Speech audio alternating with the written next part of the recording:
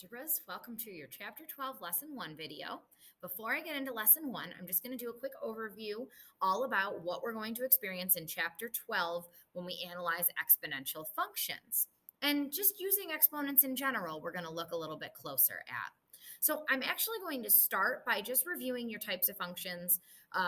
Our main four are linear, our quadratic, our absolute value, and exponentials, and how just the basic graphs compare and how the basic equations compare.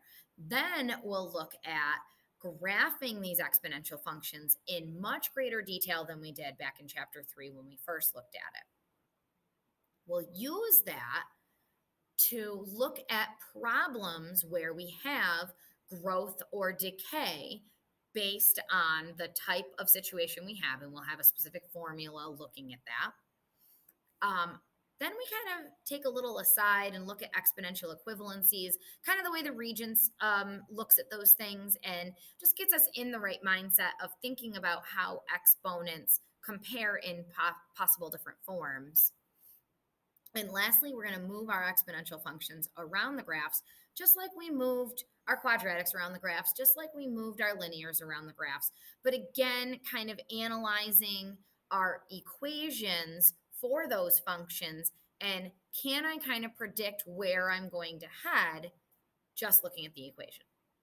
Okay, so that's where we're at for Chapter 12. Notice no quiz, just to exam. So in Chapter 12, Lesson 1, like I said, 4 basic types of functions as a quick review. So linear, quadratic, absolute value, and exponential. Now, we have already covered the first 3 with either their own chapter or kind of in depth with absolute value during the linear chapters. The characteristics of the equations. Well, linears are the y equals mx plus b, or the ax plus by equals c. Okay, that's the standard form of a linear equation, a linear function. We really don't look at that in depth.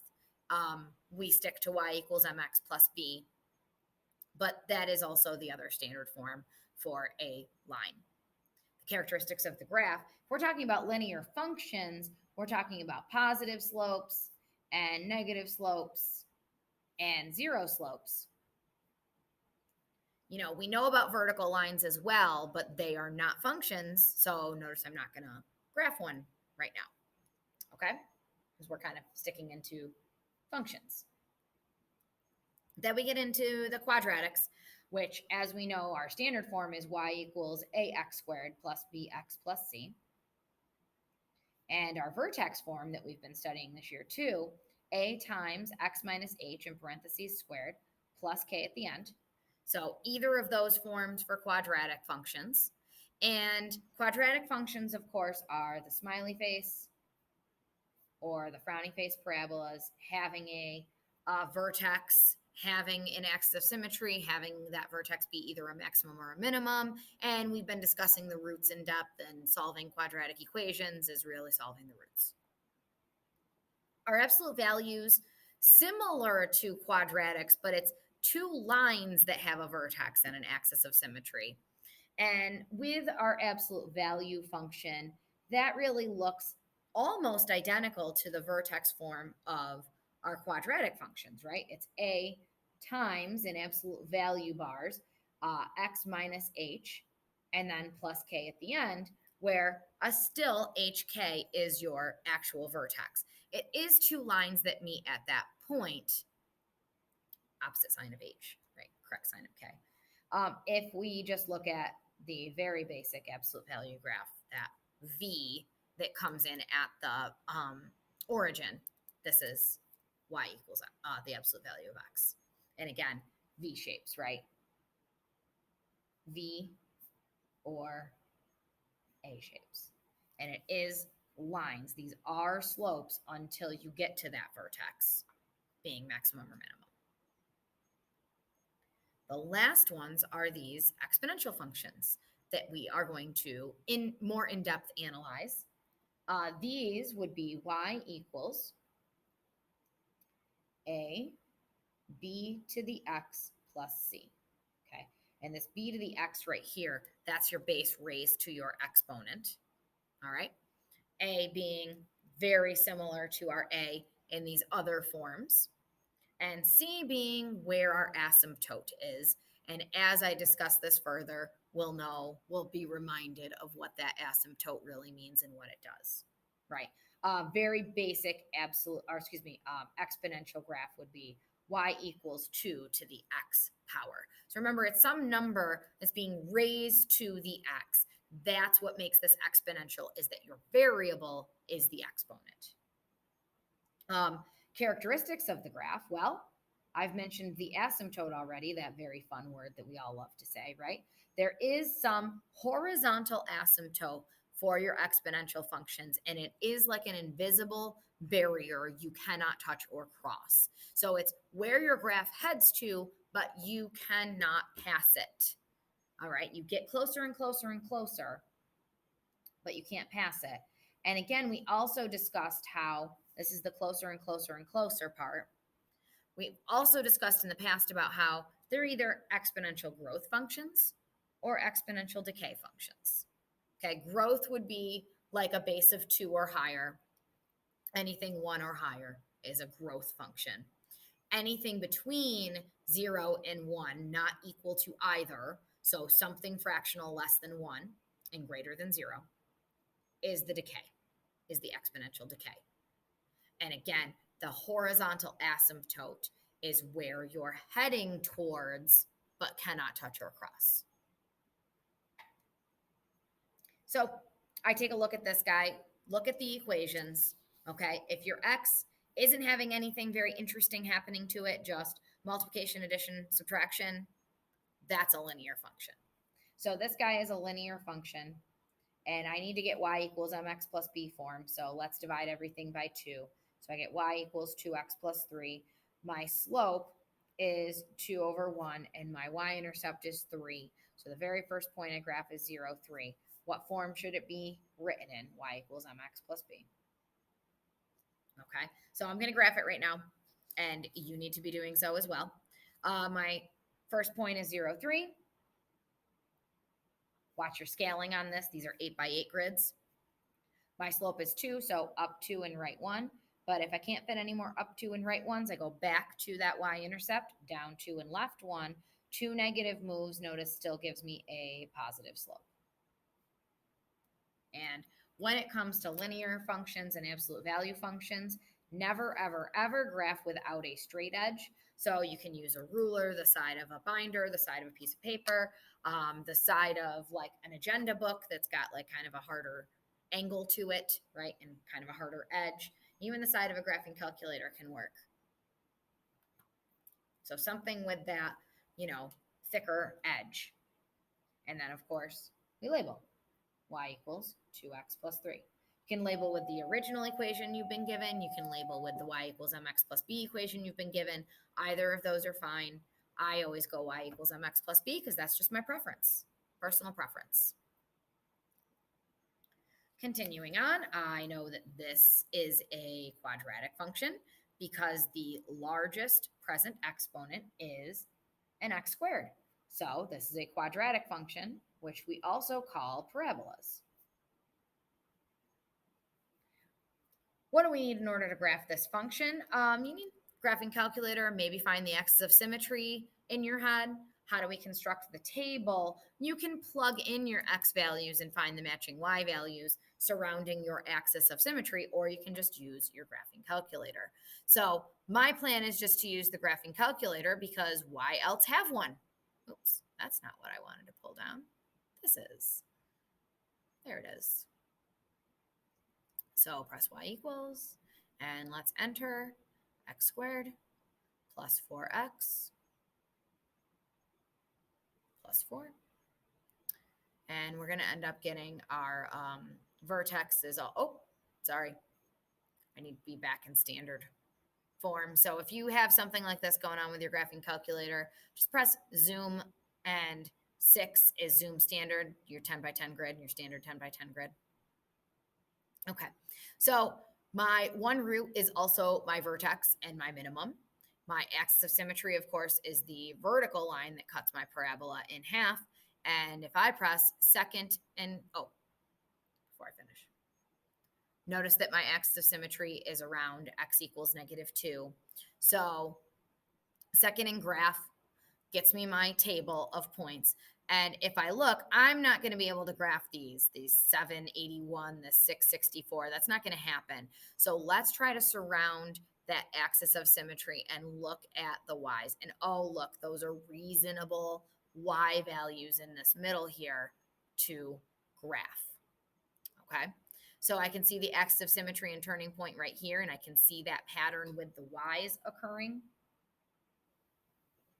So I'm going to copy this table onto my paper.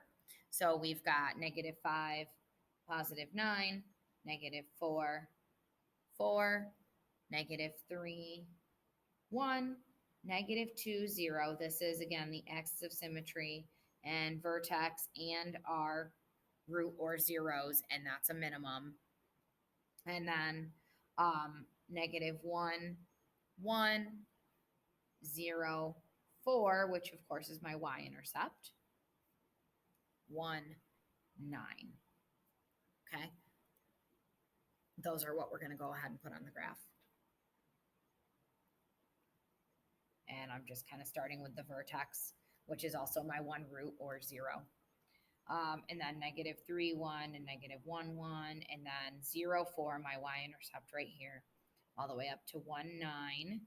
This is 6, 7, 8, 9 is going to be right here. I know normally that would fit just fine on a 10 by 10, but we didn't use a 10 by 10. So you know what? Get those arrows up to there. Connect is curved. So we do not use a straight edge on a quadratic, but we do still connect those points, arrows at those last points that fit. And then y equals, make sure you label, y equals x squared plus 4x plus 4. Make sure you're labeling, right? What do we need in order to graph this function? You need to know the axis of symmetry and have a graphing calc.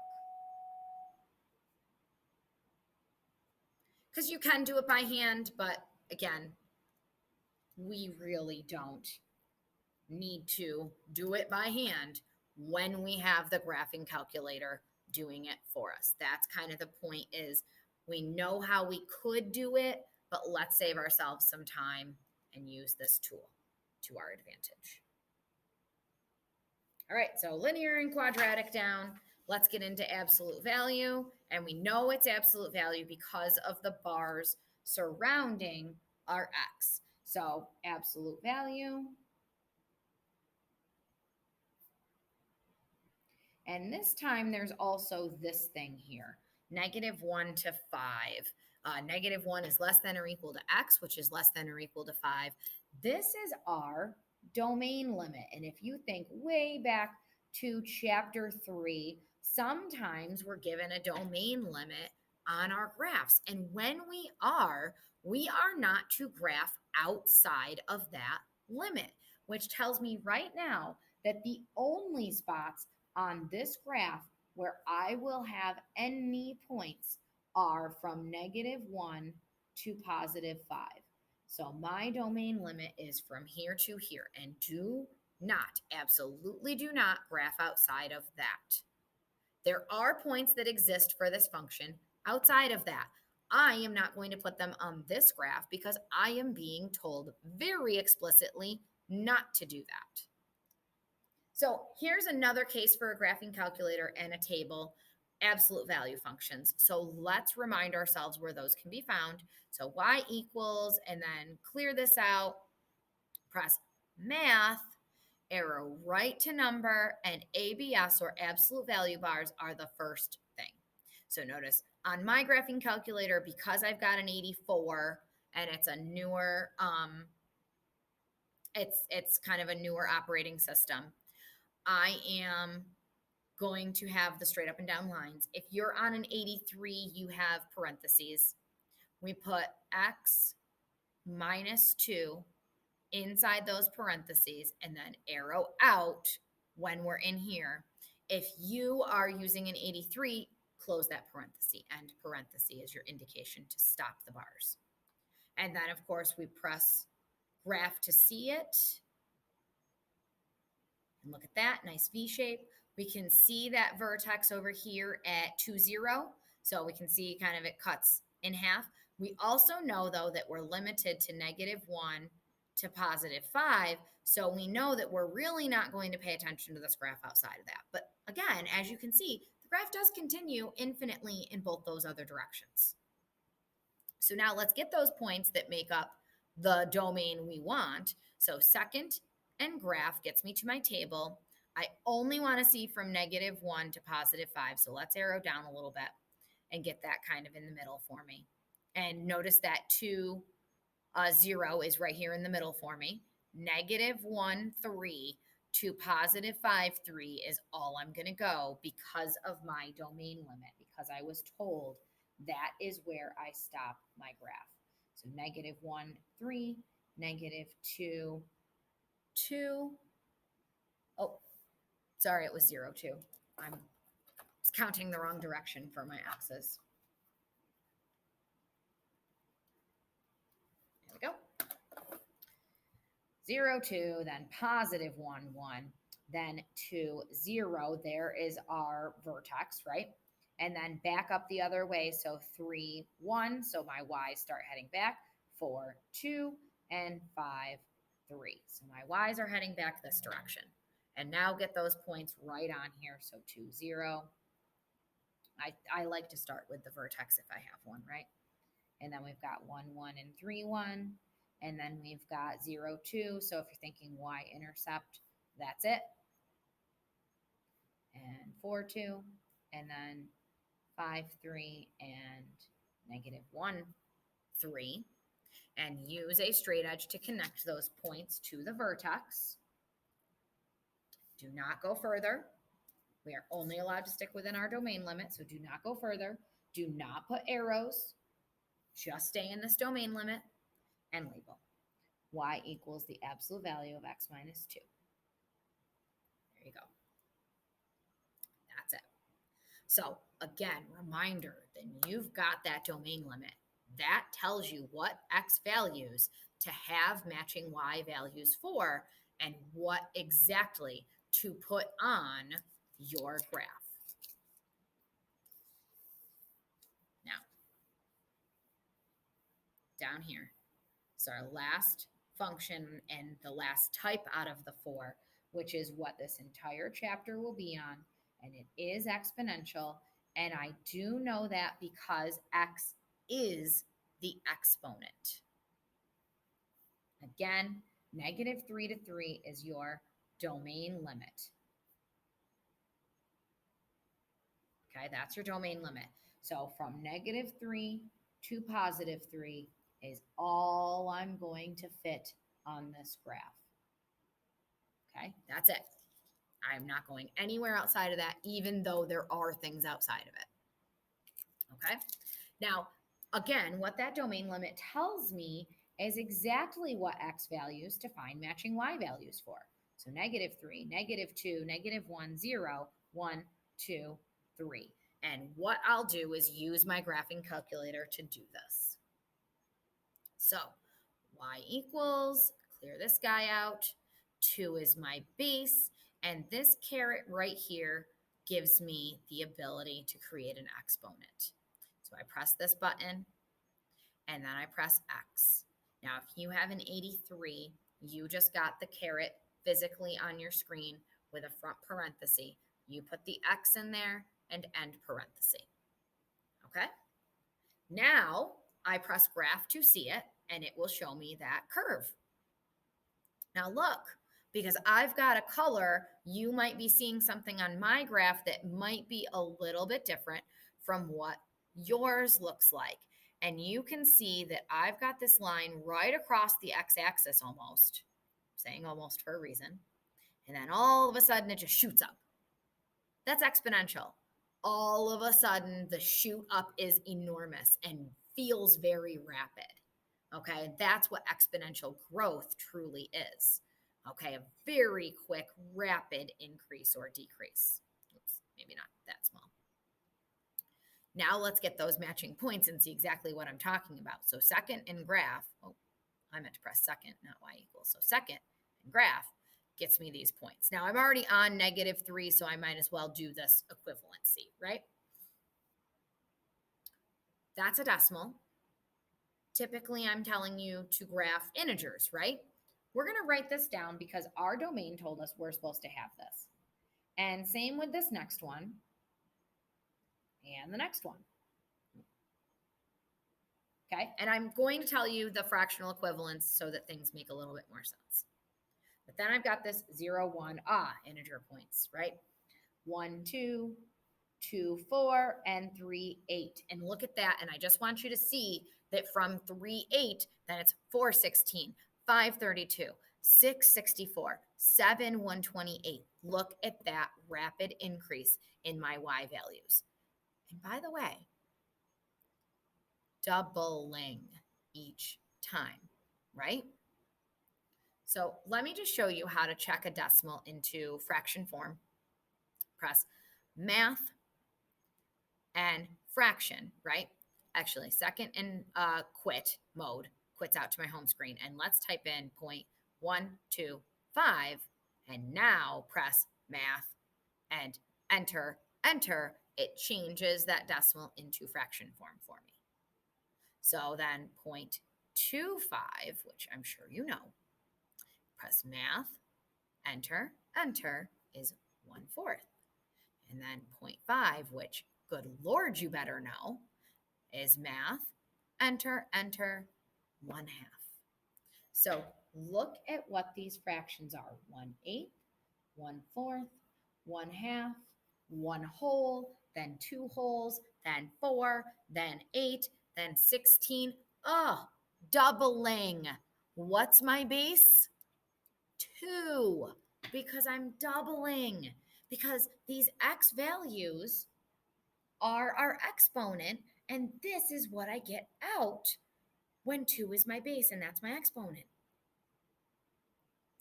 So when I have a negative exponent, I flip the base upside down. -2 exponent, I flipped the base upside down, then squared it. -3 exponent, I flipped the base upside down and then raised it to the third power. 2 times 2 times 2 is 8. That's where I get those from. They do not make the answer negative. But think about that, and let's go the negative direction on this, even though I'm not allowed to graph it right now because of my domain limit. If I have a -4, it's going to split 1/8 in half, and that's 1/16. And then if I have a -5, that splits that in half, and that's 1/32. And then that split in half is 1/64. And then that split in half is 1/128. And what's happening? My fractional pieces are getting smaller and smaller and smaller and smaller, but I can always take another half. Am I ever going to get to 0 as an official y value? No. My asymptote is y equals 0. That is the place, the value I'm trying to get to, but I just can't. Okay? That's what we call an asymptote. And I'm going to sketch the asymptote in as a dashed or dotted line. So asymptote, asymptote, is y equals 0. That is a value I'm not going to meet. I'm not going to get a y value of 0. It's not going to happen. Now, still, the rest of my graph stays within my domain, but an asymptote is part of an exponential function graph. So yes, you must put it there, and yes, you must label it, just like the rest of the function. So please practice this now because I'm going to harp on you in Algebra 2 about it too. It's a big deal. Stay within your domain limit. So -3, 1/8. Oh, you know what? Let's start with the integer points, and I am going to zoom way in comparatively. But we'll start with the integer points 0, 1, 1, 2, 2, 4, and you can see that rapid increase, and 3, 8, that last point up here. Remember, no arrows. Now back this way, -1, 1/2. Well, 1/2 is halfway between 1 and 0. And -2 1/4, well, 1/4 is halfway between 1/2 and 0. 1/8 is halfway between 1/4 and 0. So you can see, even if my domain limit weren't there for me, I really wouldn't be able to fit any more points heading that direction and truly showing that I'm not touching 0, because I'm not touching 0, because I don't have a y value that's 0. Now connect. No arrows.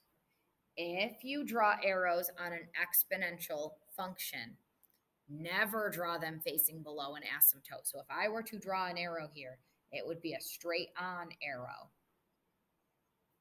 not trying to go below the asymptote. Okay?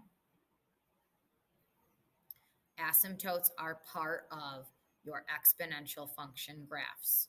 So put them on there and label them, and label the equation of your function as well. All right?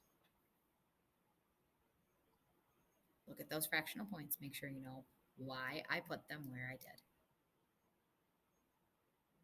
All right. Ooh, hey, hello. All right, last thing. During a 10-hour rainstorm, a piecewise function. So I've got a story and I've got to graph the story. So we read it multiple times, we make markups, we make our XY table out of the specific points I can figure out, all that good stuff. 10-hour rainstorm, got it, 10 hours.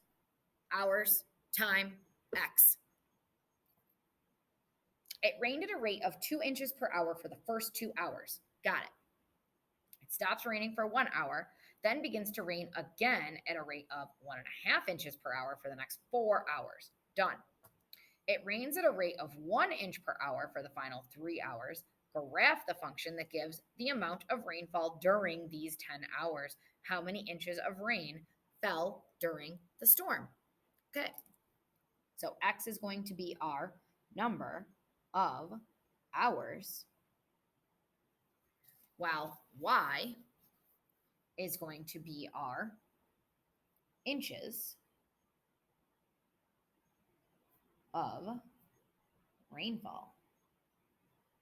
So let's reread and get a table going, getting our initial values and subsequent values as the 10-hour rainstorm occurs, right? So, of course, we'll start at 0, 0. 0 time, 0 inches of rainfall. Okay. Now next, it rained at a rate of 2 inches per hour for the first 2 hours. So we ended 2 hours, 2 inches per hour. 2 times 2 is 4. Oh, I did that backwards. My bad. I'm all thrown. 2 hours. There we go. 4 inches of rainfall. Here we go. And that'll help me when I have that outside. Okay, there we have it. It stops raining for an hour. Cool. So we hit 3 hours and no more rain. And then begins to rain at a rate of 1.5 inches per hour for 4 hours. Okay, so just in case, right? 1.5 times 4 hours gets us to 6 more inches of rain. 6 more inches. Oh, 6 more inches of rain. I already have 4. And 4 plus 6 is actually 10 total inches of rain so far. And it was 4 more hours. So 3 plus 4 is 7 hours of the storm. And it rains at a rate of 1 inch per hour for the final 3 hours. So 7 plus 3 is 10, the last time for my storm. 1 inch per hour. 1 times 3 is 3. 10 plus 3 more is 13 inches of rain. How many total inches of rain fell during the storm? 13 inches is that answer, which of course is this question right here. But I need to go to the graph and put all these pieces on the grid. 0, 0 is the start. Then 2, 4, 2 up to 4, as that was 2 inches per hour, stopped for an hour. So that's 3, 4. Then 7, 10. So 7 all the way up to 10. This was the 1.5 inches per hour. And you can see that that slope is a little bit less than this one had been. And then, of course, 10, 13 gives us to the end. And you can see that slope a little bit less than the previous, right? So the slowdown got an hour reprieve right here.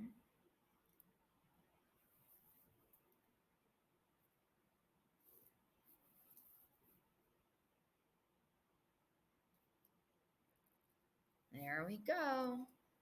And this is inches of rainfall during a storm.